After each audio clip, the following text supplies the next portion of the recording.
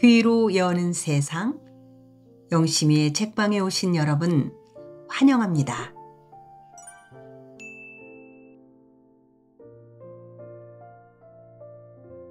우리는 한승원님의 동학제 함께하고 계십니다.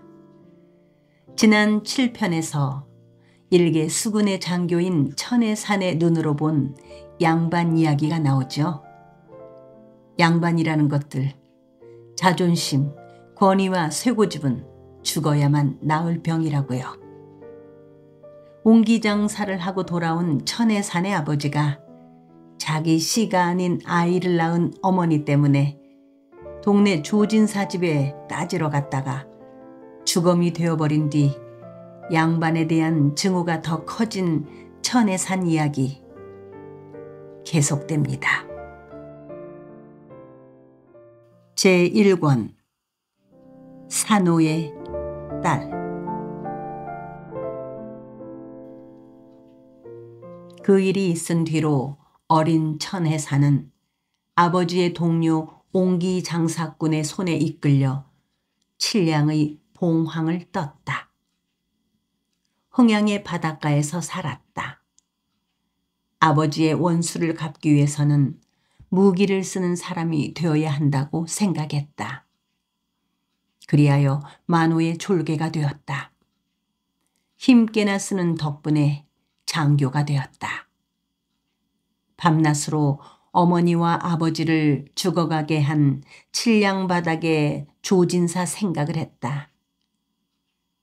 어느 늦은 봄날 밤에 남사당 배에서 살판 쇠노릇을 하다가 흘러들어온 졸개와 창을 제법 잘 쓰는 졸개를 데리고 칠량으로 갔다.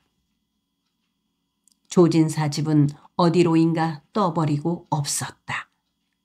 서울로 갔다는 것이었다. 이듬해 봄에 혼자서 서울까지 가서 찾아보았지만 허사였다. 이후로도 그는 그 조진사가 그 일가를 염두에 둔 채 살아오고 있었다. 양반을 대할 때면 먼저 조진사부터 떠올리고 증오하였다. 지금 모시고 있는 한만호도 마찬가지로 우습게 알고 있었다. 양반을 다루기는 강아지를 다루는 것처럼 쉬웠다. 앞에서 무조건 굽실거리기만 하면 되는 것이었다. 흰 것을 검다고 하여도 그렇다고 알랑거려주면 너털거리는 속물들이었다. 그들은 강아지같이 콧등을 긁어주면 좋아라고 꼬리를 흔들지만 약점인 꼬리를 밟으면 돌아서서 사정없이 상대를 물어 뜯는 것이었다. 천혜산은 만호의 수교가 창고의 쇠곡을 빼돌린 것을 잘 알고 있었다. 어선 지업하는 것, 소금 구워내는 것, 일본 배들과 밀무역하는 것, 나라에서 그만 양곡을 방출하는 것도 알고 있었다. 천혜산은 만호의 그 일들을 돕지 않을 수 없었다. 거기에서 떡고물 한 알맹이도 돌아오지 않았지만 그가 거기 대하여 입을 닫고 있는 것은 까닭이 있었다. 그는 한만호가 회령진을 떠나갈 때 봉을 뺄 참이었다. 만일 만호가 그의 밑을 후비려고 들 때 방패막이로 그것을 쓸 생각이었다. 기회가 오면 동학도들한테 발설을 하여 모든 것을 뒤집어 놓게 하고 싶어지기도 했다. 물론 그것은 신중을 기하지 않으면 안 되는 일이었다. 잘못했다가는 자기도 다치는 일인 것이었다. 그는 동학도들한테 예쁨만을 산 채 살아온 것이 결코 아니었다. 그는 이인한의 일거일동을 주의 깊게 살펴두었다. 그를 만나고 싶었다. 사람 보는 눈은 있었다. 그 이인하는 예사 사람이 아니다 싶었다. 눈빛이 날카로웠다. 가슴을 숨뻑 뚫는 듯 싶은 눈빛이었다. 그는 고부에 산다는 전 녹두의 소문을 듣고 있었다. 그 전 녹두가 저렇듯 얼굴이 수려할까? 눈빛이 형형할까? 몸도 저렇듯 당차게 생겼을까? 전 녹두는 키 작은 것이 흠이라지 않던가. 이인하는 키도 작은 편이 아니다. 저런 인물들에 의해서 세상은 움직여져야 한다고 천혜사는 생각했다. 그러면서도 동시에 천혜사는 속으로 상대를 비웃고 있었다. 저 임무를 해가지고 왜 벼슬길에 나서지를 않았을까? 무슨 흠결인가가 있었던 모양이다. 상것의 피가 섞였는지도 모른다. 빌어먹을. 전하나나 벼슬길에 못 나가는 상것이기는 마찬가지다. 한데 저 사람들한테 이끌리고 있는 나는 무엇인가? 언제 가을바람 앞에 낙엽들같이 떨어져 갈지 모르는 저것들을 사람으로 대접하고 있는 나는 얼마나 어수룩한 놈인가? 사람은 밑으로 처지지 말고 위로 치달아 올라야 한다. 양만 놈들이 더럽고 가증스럽더라도 한사코 그쪽으로 빌붙어야 하는 것이다. 그리하여 한 미천을 잡아야 한다. 돈같이 좋은 것이 어디 있는가? 돈이 있어야 그 조진사 놈한테 시원스레 복수를 할 수 있게 될 터이다. 윤씨문중의 가마와 신씨문중의 가마는 각기 가고자 하는 쪽으로 움직였다. 그 가마를 위해 횃불들이 마중을 나왔다. 가마를 뒤따라가면서 양쪽의 어른들은 상대 쪽을 향해 호령을 해댔다. 개처럼 지저대고 있었다. 이인한 일행은 서양 사람들을 에워쌌다. 서양 사람이 조랑말에 올라탔다. 동학도인들 일행이 가마문을 열어보려고 했다. 가마를 매지 않고 따르는 가마꾼 둘이 그들을 말렸다. 가마문을 열어보려는 사람들과 말리는 가마꾼들 사이에 실랑이가 벌어졌다. 밀치락달치락했다. 가마 싸움꽃을 보러 나왔던 마을 아이들과 안악들이 몰려들었다. 이놈들아, 너희놈들이 무엇이오?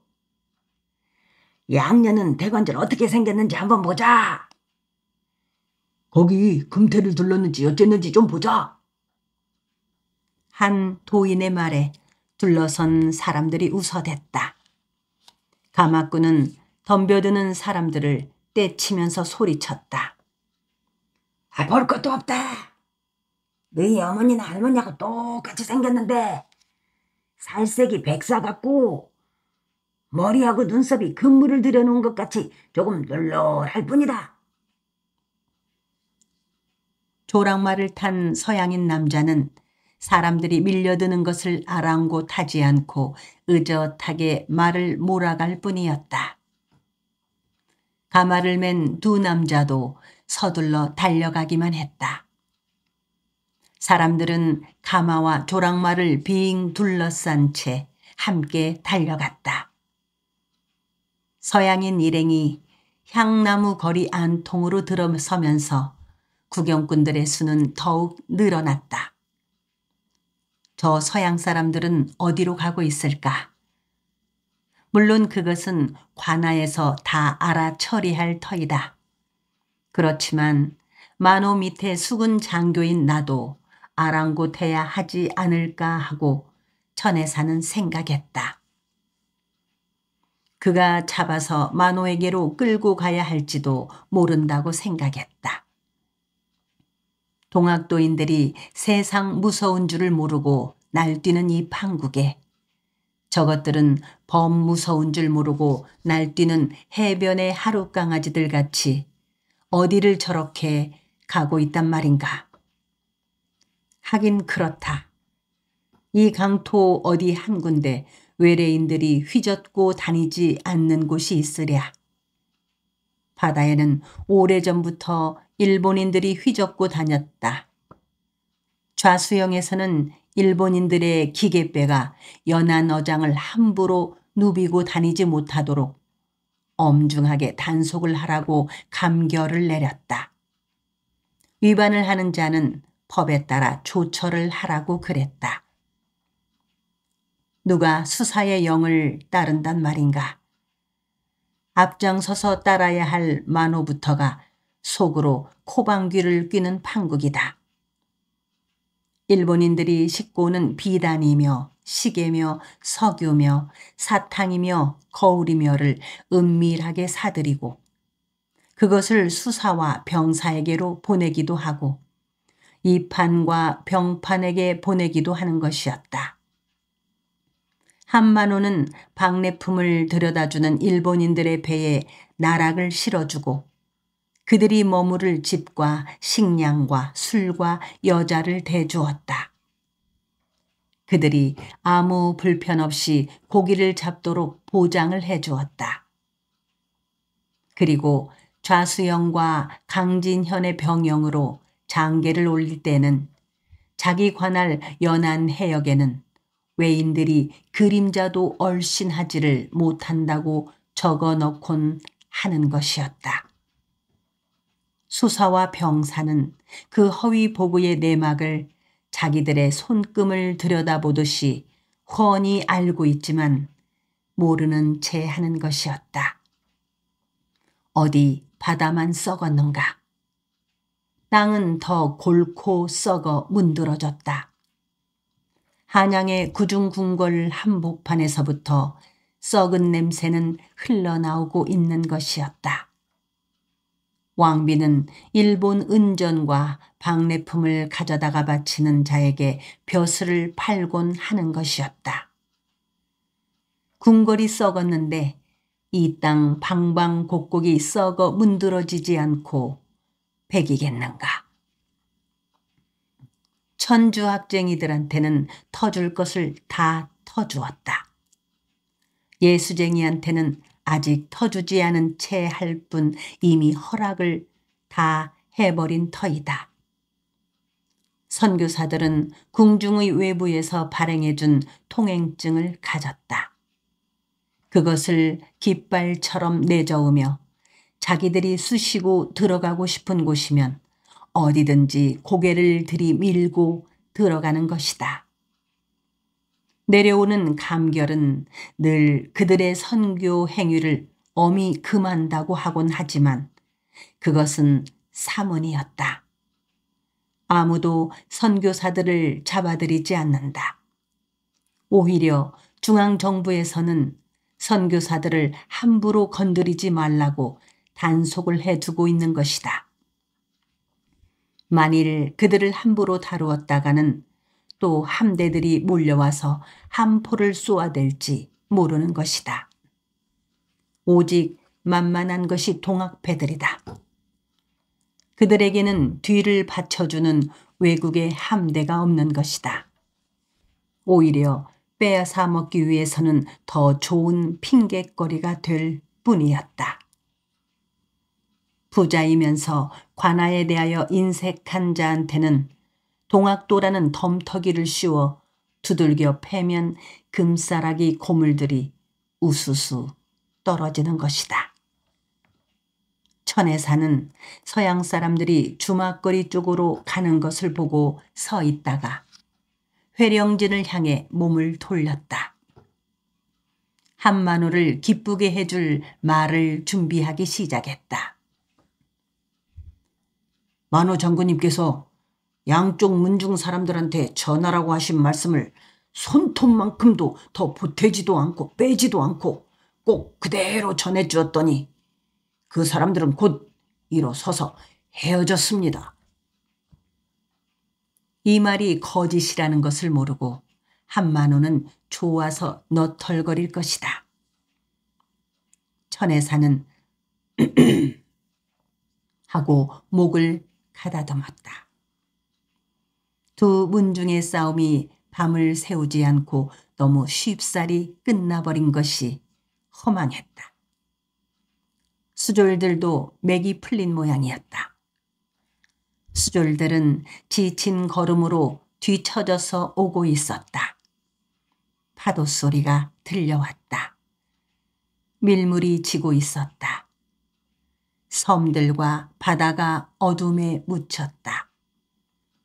회령진 뒷산머리에 별 몇 개가 떴다. 마장골 머리의 주막에 주둥이 켜지고 있었다. 윤씨들이 괘씸했다. 싸움을 말려달라고 불렀으면 탁배기값, 간발값, 집신값이라도 주어 보내야 하는 것인데 윤씨들은 입을 싹 씻어버렸다. 하긴 이쪽이 너무 성의 없이 나서긴 했었다. 그렇더라도 윤씨들은 너무했다. 두고 보자. 만호는 매우 지혜로운 사람이었다. 늙은 여우였다. 두 고래 같은 양반들의 틈바구니에서 등 터지는 새우 신세가 되지 않으려는 꾀를 썼다. 신의결은 부사 이용태와 벽사역 찰방의 환심을 살 만큼 사놓은 위인이 아닌가. 아이고, 더 못 걷겠구만요. 다리도 팍팍하고 목도 마르고. 나으리, 저 주막에서 닭배기나 한 잔씩 하고 갑시다요. 허재비라는 놈이 뒤쫓아오면서 알랑거렸다. 천혜사는 대꾸를 하지 않고 발을 바삐 옮겨놓기만 했다. 허재비는 몸이 바늘 같은 주제에 술을 환장하리만큼 밝히는 놈이었다. 그 술 때문에 내덕도 이우암한테 두들겨 맞은 것이었다. 술값을 뜯으려다가 그랬을 터였다. 어둠 서린 먼 바다에서 까치놀이 뜨고 있었다. 치잣빛이었다. 천혜사는 어린 첨년의 노랑저고리가 떠올랐다. 그 저고리 섭에서 달랑거리는 놀이개의 술도 치잣빛이었다. 얼굴이 예쁘고 싹싹한 버들이는 많은 것을 가지고 싶어 하였다. 일본인들이 가지고 들어온 크림과 분을 바르고 싶어 했다. 비누를 쓰고 싶어 하고 거울을 가지고 싶어 했다. 그들이 가지고 들어온 사탕도 먹고 싶어 하였다. 꽃무늬 박힌 비단 치마 저고리를 입고 싶어 하였다. 금비녀와 금가락지와 금머리 꼬지를 가지고 싶어 하였다. 그녀의 청을 들어주지 않을 수 없었다. 버들이는 품속에서 그의 간이 살살 녹도록 속삭이고 웃고 몸을 꼬았다. 요분질도 점차 능란해져 갔다. 살갗이 부드러웠다. 손이 봄에 새로 돋은 삘기 같았다. 삶이란 것이 달콤했다. 그 달콤한 삶을 녹도에서 회령진으로 오면서부터 맛보기 시작했다. 그 새콤달콤한 삶을 놓치고 싶지 않았다. 그러기 위하여 그는 만호한테 가는 고기들을 은밀하게 빼내곤 했다. 근동의 부자들을 찾아다니며 만호 핑계를 대고 돈을 뜯기도 하고 쌀을 빼 들어오기도 했다. 수졸들한테 닭배기를 사주어야 한다고 그는 생각했다. 만호 눈 속이는 일들은 그 수졸들을 시켜서 해오는 것이다. 그 수졸들은 그의 수족이나 다름이 없었다. 경천 동지의 비밀. 천혜사는 가슴을 크게 벌리고 심호흡을 했다. 소금기 어린 바람이 그의 폐부로 들어왔다. 하고 큰 기침을 했다. 그는 기막힌 비밀 하나를 가지고 있었다. 근동의 백성들과 만호 사이에 벌어지고 있는 엄청난 일이었다. 그것을 만호한테 귀뜸해 줄까 말까 망설이고 있었다. 그는 그 비밀을 자기한테 큰 위해가 닥칠 때 터뜨릴 양으로 고이 품고 있었다. 한만호는 직관들을 불러다가 산을 샅샅이 뒤지고 있었다. 명당 자리가 많다고 소문이 난 회령진과 내덕도였다. 역대의 만호들은 모두 자기들의 선조들의 뼈를 파가지고 와서 회령진과 내덕도의 명당에다가 묻었다. 기왕에 누워있는 송장들을 파헤치고 자기들의 할아버지 뼈를 그 자리에 넣기도 했다. 원성이 없을 수 없었다. 만일 자기가 입을 뻥끗하기만 하면 하늘이 울고 땅이 뒤틀릴 것이라고 천혜사는 생각했다. 만호는 기절초풍을 할 것이다. 백성들은 만호의 분노를 어떻게 감당하지 못할 것이다. 초주검을 당할 사람들이 한둘이 아닐 것이다. 그 일이 동학도인들을 중심으로 오래전부터 은밀하게 진행되어 왔다는 것을 그는 그의 첫 버들이를 통해 알게 된 것이었다. 회령진과 그 주변의 사람들과 맞은편 내덕도 사람들 가운데서 그럴 만한 사람들은 디딜방아 하나씩을 집안에 설치하곤 했다. 매우 가난하여 구태여 설치할 이유가 없는 사람들 가운데도 그것을 설치한 경우도 있다고 했다. 쌀방아 보리방아를 찧어먹자고 살아가려고 그 디딜방아를 설치하는 일이 죄될 것이 무엇이랴. 아무것도 찧어먹고 살 것이 없다고 할지라도 그냥 놀이 삼아서 방아확 속에다 집북대기나 흙 한두 바가지를 넣고 쿵덕쿵 쿵덕쿵 찢기 위해 그랬노라고 한들 그게 무슨 역적 죄일 것이랴. 엄동설 안에 이불이나 옷이 없어 몸을 덮게 하려고 그것을 그렇게 만들어 식구들이 모두 나서서 마치 노젓가리를 쌓아놓고 찧어대듯이 찧으려고 그랬다고 한들 그게 무슨 흉어물이 될 수 있으랴. 곡식을 넣고 찢는 방아건, 흙이나 집북대기를 넣고 찢는 방아건, 그 소리는 흥겨울 수 있는 것이다. 황성의 맹인잔치를 가다가 의복을 모두 도둑맞은 신봉사가 겨우 호옷 한 벌을 얻어 입고 방아를 찧어주는 것은 얼마나 슬프면서도 흥겨운가. 백결은 가난한 아내가 명절 밑에 떡방아를 찢지 못하여 슬퍼하는 것을 위로하기 위해서 방아 타령을 작곡하여 거문고로 뜯어 주었다지 않던가. 어이와 방아요, 어이와 방아요. 덜크덩 덜크덩 잘도 찢는다. 어이와 방아요, 어이와 방아요. 앞에서 찢는 새각시 엉덩이 곱기도 하다. 어이와 방아요, 어이와 방아요.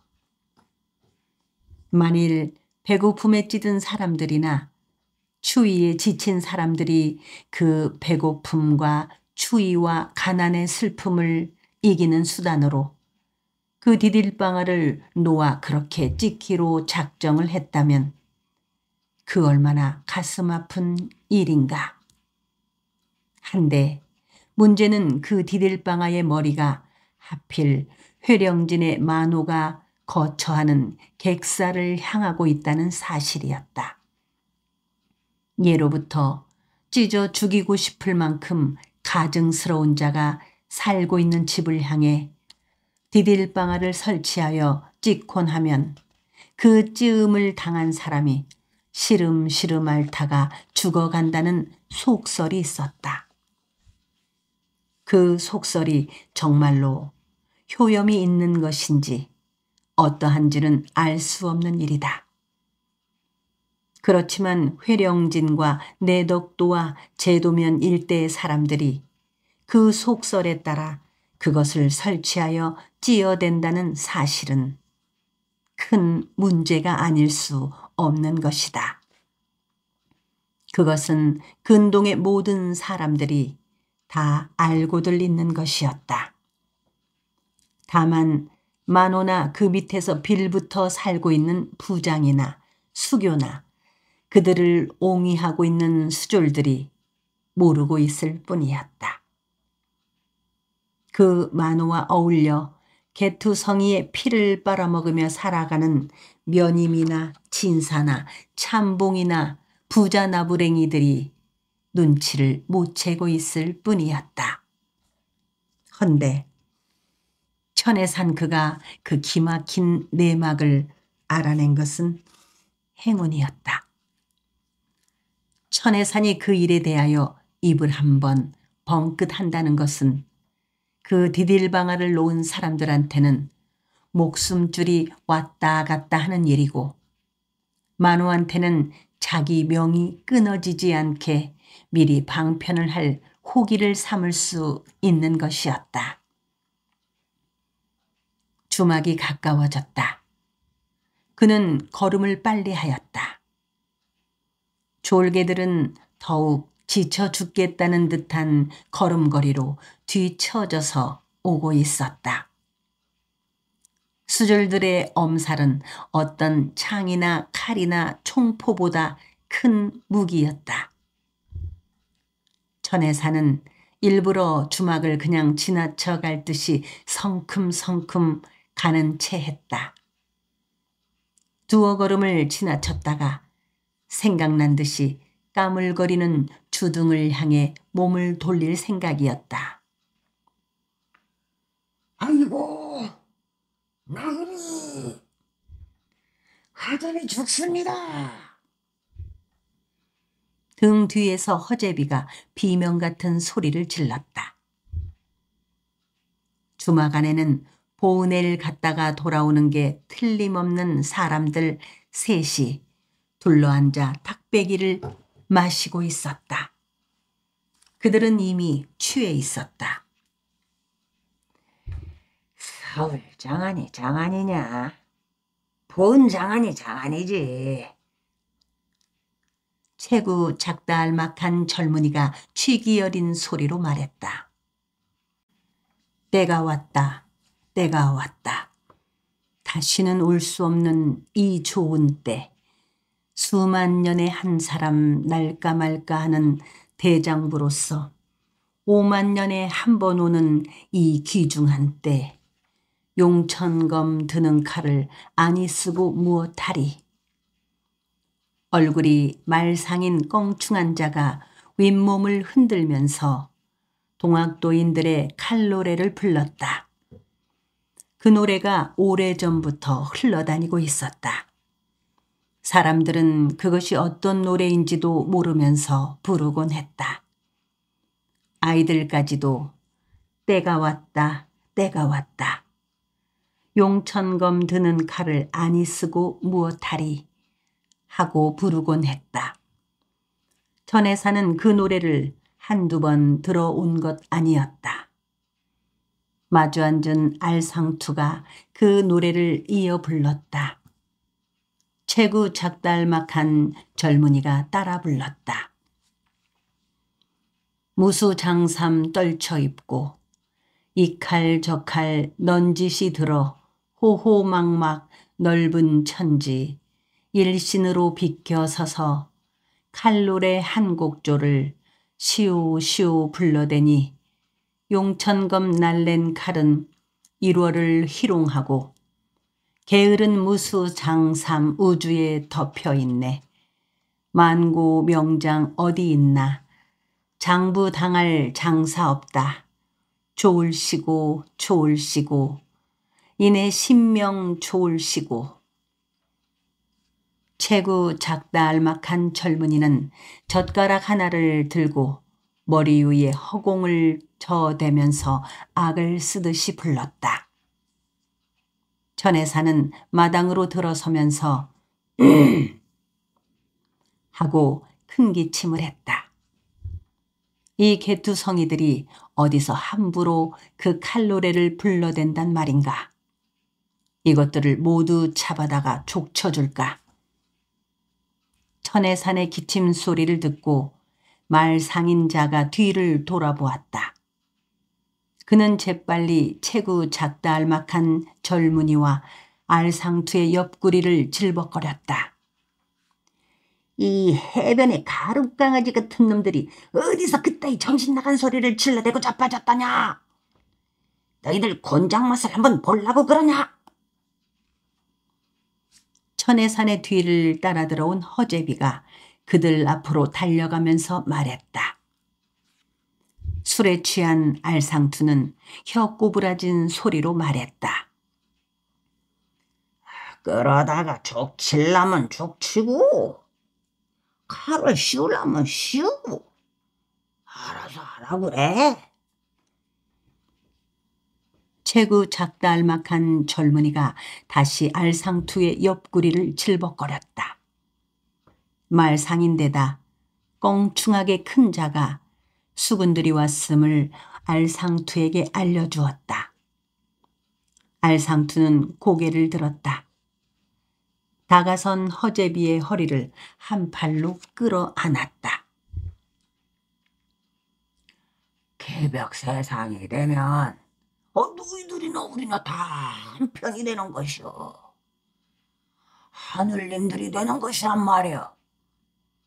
임금도 감사도 부사도 만호 찰방도 수군도 폭군도 역졸들도 우리 개토성이들도 다 하늘님이 된단 말이오.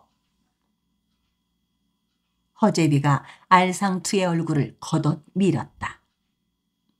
허리를 아는 팔을 뿌리쳤다. 다른 수졸들이 새 도인들을 둘러쌌다. 말상인 껑충한 자가 몸을 일으켰다. 작다 알막한 젊은이도 따라 일어섰다. 천혜산을 향해 굽실거렸다. 이 떼보란 놈이 너무 취해가지고 정신이 없구만요. 너그럽게 봐주십시오. 둘은 비굴스런 웃음을 얼굴에 뒤바란 채 말했다.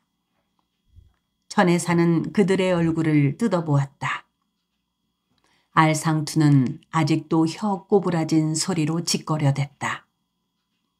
이들을 끌고 갈까? 끌고 가서 얻을 것이 무엇인가? 그는 주막마당으로 막 들어서면서부터 복록방에 동학패들이 대여섯쯤 들어있음을 알고 있었다. 토방과 대돌에는 먼 길을 걸어온 떨어진 집신들이 어지럽게 널려 있었다. 보은을 갔다가 돌아와서 헤어지는 마당에 탁배기 한 잔씩을 하는 모양이었다. 이들 셋을 잡아간다면 방 안의 사람들이 몰려 나올 것이다. 술에 취한 그들이 몽둥이와 돌을 들고 뒤쫓아올지도 모른다. 졸개묘수로 그들을 어떻게 당할 것인가. 모른 채 하기로 하자. 천혜사는 도인들 셋을 둘러싸고 있는 수졸들한테 아서라, 취한 사람들 상대할 거 없다. 술 취하면 개가 되는 법이다. 하고 고개를 저었다. 주모를 불러 탁배기를 청했다. 수졸들이 알 수 없다는 눈빛으로 천혜산을 보았다. 방 안의 사람들은 불만 어린 소리로 툴툴거렸다. 법소 지도부 사람들의 무능을 성토하고 있는 것이었다. 왜 그렇게 겁이 많으냔 말이오. 그 많은 수가 모였는데 왜 교주란 양반은 그렇게 실베 안 빠져나가듯이 어디로 주랭랑을 쳐버리는 것이오? 다 쓸데없다. 믿을 사람은 녹두밖에는 없다. 우리가 보은에 가 있을 때 원평에는 보은에 모인 수보다 몇 배 더 많은 수가 모였다고 하더라. 우리 남잡 사람들만이라도 똘똘 뭉쳐서 밀고 올라가는 것이오. 안 그런가? 그 줄레줄레 딸려 나오는 말들을 술에 취한 사람의 걸걸한 목청 하나가 갈라놓았다. 그 목소리는 칼로레를 부르기 시작했다. 가느다란 목소리가 그걸 부르지 말라고 말렸다. 상관하지 않고 다른 한 사람이 그들을 따라 불렀다. 두어 사람이 더 따라 불렀다. 금방 방 안 사람들이 모두 소리쳐 불러댔다. 천에사는 어떤 큰 물결이 밀려오고 있는 듯 싶었다. 그 물결이 바다 위를 날아오고 들을 건너오고 산을 타넘고 있는 것 같았다. 지금 방 안에 있는 동학배들의 모습이 그냥 사람의 모습으로 보이지를 않았다. 땅에서 죽순처럼 치솟고 있는 어떤 힘의 모습 같았다.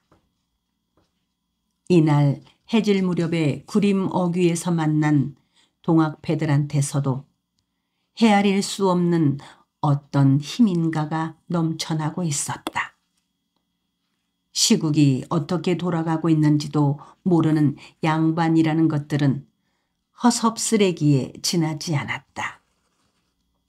그 허섭쓰레기들은 그 도도한 힘에 휩쓸려 갈 것이 뻔했다.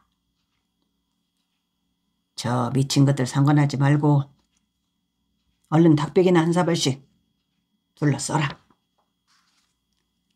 천에사는 수졸들한테 낮은 소리로 말했다. 주모는 천에산 앞에서 안절부절 못했다. 그녀의 남편 지서방도 천에산의 일행을 대하고는 뒤통수를 긁어댔다. 방 안으로 달려가서 칼로레를 더 하지 못하게 말렸다. 이 사람들아, 술을 마시려면 고이 마시지 않고 뭔 쓸데기 없는 잡소리들을 그렇게 하고 자빠져 있는가? 왜 애매한 생사람을 잡으려고 들어? 방 안 사람들은 지서방의 소리를 알아듣지 못했다. 그들의 노랫소리는 더 드높아졌다. 때가 왔네, 때가 왔네. 용천검 드는 칼을 안이 쓰고 무엇하리. 사람들은 술상 바닥을 두들겨대면서 노래를 불렀다. 악을 써대고 있었다. 발 뒤꿈치로 방바닥을 쿵쿵거리는 사람들도 있었다. 천에사는 그 자리에 앉아 술을 고이 마시고 있을 수가 없었다. 주모가 빈 코를 훌쭉거리면서 술국과 국밥을 내다 주고 닭배기도 한 병을 덤으로 내다 주었다. 치맛자락을 여며 조르면서 허리를 모로 꼬고 아양을 떨었다. 간밤에 술꾼들이 개추렴을 했는데 좋은 것 하나를 떼어 두었다고 고기 한 접시를 내다 주었다. 그 고기들 속에 숙회의 약물이 들어 있었다. 그것은 특이했다. 수컷의 약물 속에 뼈가 들어있기로는 개가 유일한 것이었다. 숟가락자루 굵기쯤 되는 뼈 속에 골이 패여 있었다. 그것을 둘러싼 살은 질겼다. 양기에 참말로 좋다는구만요. 나으리가 다 잡수십시오. 허제비가 말했다. 그는 천혜산이 첩을 거느리고 산다는 것을 잘 알고 있었다. 가물치라는 별명을 가진 피갑천이 젓가락질을 하면서 천혜산의 눈치를 살폈다. 저 새끼들을 어떻게 해야 쓰겠어요? 싹 쓸어 끌고 가야 할 것 같구만요. 허제비가 말했다. 그 잠 비우고 얼른 일어서라. 천혜산은 약물 껍질을 우적우적 씹으면서 일어섰다. 그는 혹시 방 안의 도인들하고 부딪히지 않을까 두려웠다. 토방에 앉아 술을 마시다가 알상투인 뇌보란 놈을 끌고 집 모퉁이로 돌아가는 두 동학패들을 흘끗 보았다. 그들이 방 안 사람들한테 통기를 하면 예상하지 못했던 일이 벌어지게 될지도 모른다고 생각됐다. 설사 그들은 창과 칼로 모두 제압하여 굴비처럼 엮어 끌고 간다 할지라도 그에게 생기는 것은 아무것도 없을 터였다.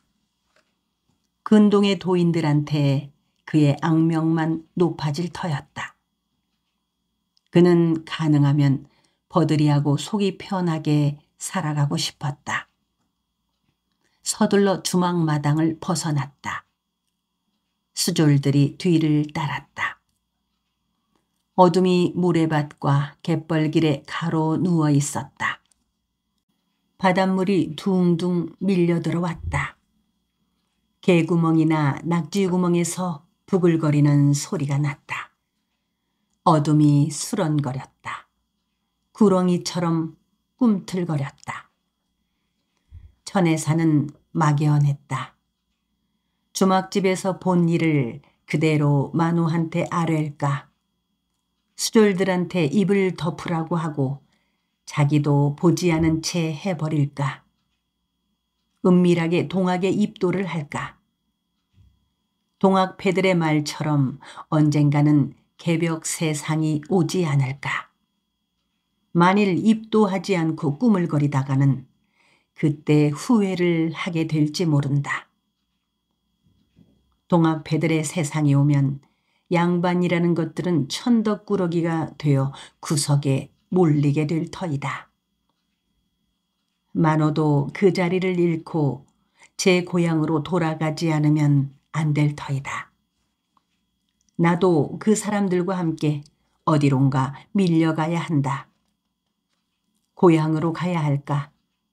거기 가서 무얼 해먹고 살아갈까? 그때는 무엇이든지 가지고 싶어하는 철없는 버들이를 무슨 수로 즐겁게 해줄 것인가?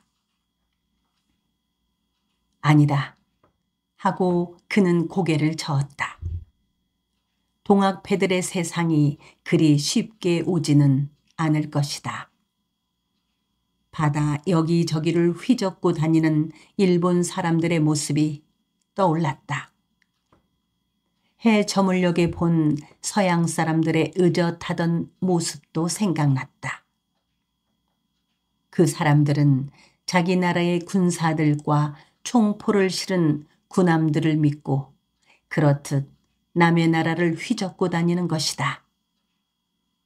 동학패들이 들고 일어서는 날에는 임금이나 일본이나 천국이나 미리견, 미국이나 아라사, 러시아나 불란서나 영국의 군대를 청할지도 모를 일이다. 양반들을 믿어야 한다. 그것들은 어떤 세상이 오든지 구석으로 몰리지 않고 세상의 상것들을 짓밟으면서 살아갈 것이다. 그것들한테 붙어 살아야 한다. 내리붙지 말고 치붙어야 하는 것이다. 저 동학패들 미쳤어요. 하늘 무서운 줄 몰라요. 만호 장군님한테 아뢰어가지고 저것들 아주 씨를 말려야 했어요. 새 만호 장군이 너무 인자하고 유해서 저것들이 마음 놓고 저 짓거리를 하는구먼요. 허제비가 천해산의 뒤통수에 대고 말했다. 하늘에는 별들이 빛났다. 갯바닥에서는 조개와 개와 낙지의 구멍들이 아우성을 치고 있었고 하늘에서는 별들이 풍물 소리를 내고 있었다. 아니, 바다 한가운데서 동학패들이 부르던 칼노래가 들려오는 듯 싶었다. 노랗고 파랗고 붉으죽죽한 별들 사이사이에 검은 어둠 속에서도 그 소리는 들려오는 듯 싶었다. 바다를 향해 뻗어내린 산줄기의 소나무 숲과 거기에 잇닿아 있는 논밭에서도 그 소리가 들려오는 것 같았다. 때가 왔다. 때가 왔다. 용천검 드는 칼을 아니 쓰고 무엇하리. 방문을 획 열어서 치고 호통을 한번 쳐주고 올 걸 그랬어요. 그것들 오합지졸이라 나으리가 칼을 한번 뽑아들기만 했으면 벌벌 떨었을 터인데. 줄줄이 엮어다가 놓고 곤장이나 한번 실컷 쳐댈 것을 그랬어요. 허제비와 피갑천이 그의 속 쑤시는 소리를 계속하고 있었다. 천해사는 칼자루를 힘주어 잡았다. 허제비와 피갑천의 말대로 했어야 채통이 섰을 것을. 시부를. 디딜방아의 일을 만우한테 발설을 할까 말까 하고 중얼거렸다. 종사품 만호. 한만호는 초저녁부터 자고 있었다. 물론 기생을 끼고 자는 것이었다. 수졸들과 헤어져 집으로 들어가면서 천해사는 이날 대응에서 본 가마싸움을 생각했다. 서로 밀치락 달치락 하다가 넘어지던 두 틀의 가마와 그 속에서 피를 흘리면서 기어나오던 신랑들의 모습을 떠올렸다. 그는 첫 버들이와 늘 싸우곤 한다고 생각했다. 버들이가 무서워지곤 했다. 버들이는 천해산을 지긋지긋해하는 듯 싶었다. 자기 팔자를 구겨놓은 원수로 여기고 있는 것 같았다. 밤이면 늘 품에 안고 자곤 하지만 그때마다 낯선 여자인 듯 싶기만 했다. 그녀의 마음이 딴 데 가 있곤 했다. 무슨 생각을 그렇게 골똘하게 하느냐고 물으면 아니요 하고 눈을 내리깔았다. 그와 석삼년을 함께 살아오면서도 그녀는 그에게 마음을 오롯하게 주지 않고 있었다. 양반들도 입기 어려운 일본 비단 옷을 해주고 일본 사람들이 쓰는 화장품을 구해다 주고 거울과 금반지를 끼워주고 놀이개를 채워주곤 해도 버들이한테서는 늘 찬바람이 건너오곤 했다. 그녀는 자꾸 한숨을 쉬곤 했다. 지금도 나한테 끌려온 것이 분해 죽겠느냐고 물으면 버들이는 눈을 흘겼다. 고개를 절레절레 저었다. 그런 그녀의 눈에는 물이 괴어 있었다. 버들이는 석유 기름불을 밝혀놓고 앉아서 천해산을 기다리고 있었다. 묘와 이불을 펴놓았다. 새물내 나는 옷을 단정히 입고 있었다. 그녀한테서 분 향내가 났다. 언제 보아도 그녀는 베어먹고 싶을수록 예뻤다. 보조개가 깊이 패였다. 속눈썹이 길었다. 코와 입술이 그려놓은 것 같이 오똑하고 도도록했다.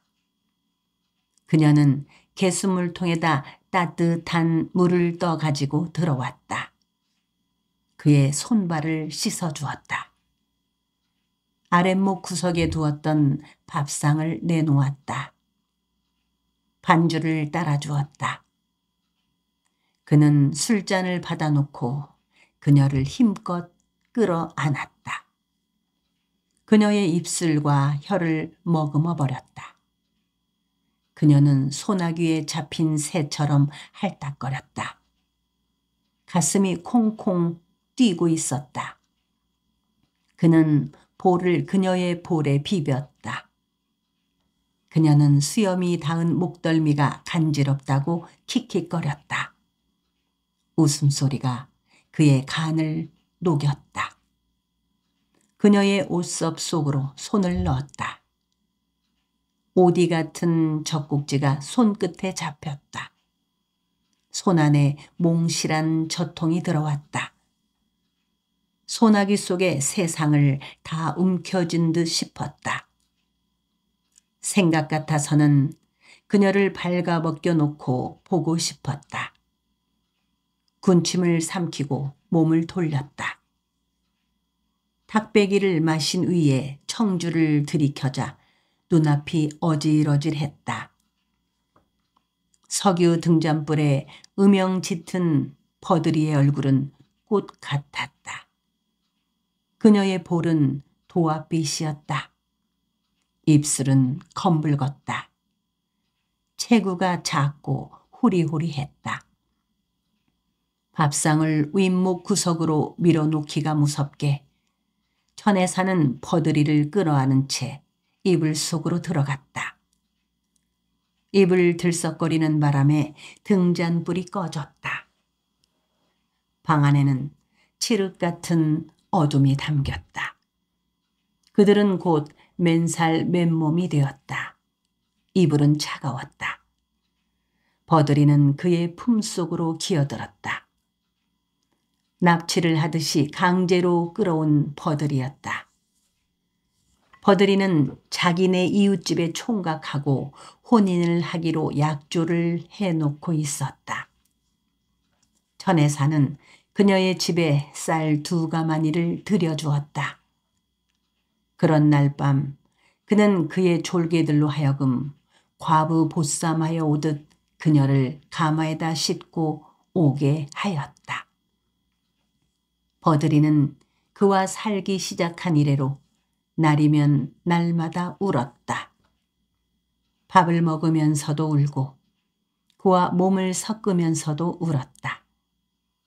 그게 버릇이 되어 버들이는 절망감을 느낄 때면 이웃집 사람들이 다 놀라 깨도록 어흑 어흑하고 울곤 했다.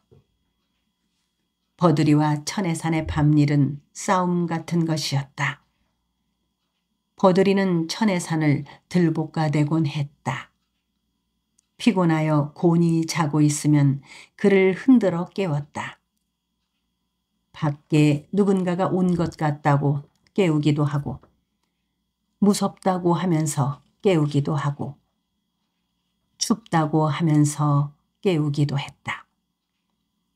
잠이 오지 않으니 무슨 이야기인가를 좀 해달라고 하며 깨우기도 했다. 이날 밤에도 그들의 일은 싸우듯이 밀치락 달치락 시작되었다.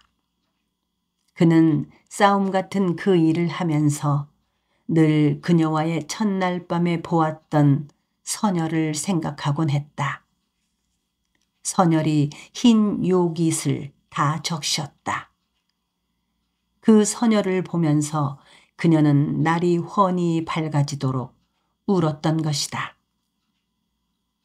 그녀를 끌어안은 채 그는 어린 시절에 오디 따먹던 생각을 했다. 어린 갓의 뽕나무였다. 그가 가지를 타고 올라갔을 때 그 어린 갓의 뽕나무 가지는 심하게 흔들리면서 휘어졌다. 가지 끝쪽에 있는 오디를 따먹기 위해 발을 힘껏 뻗쳤다.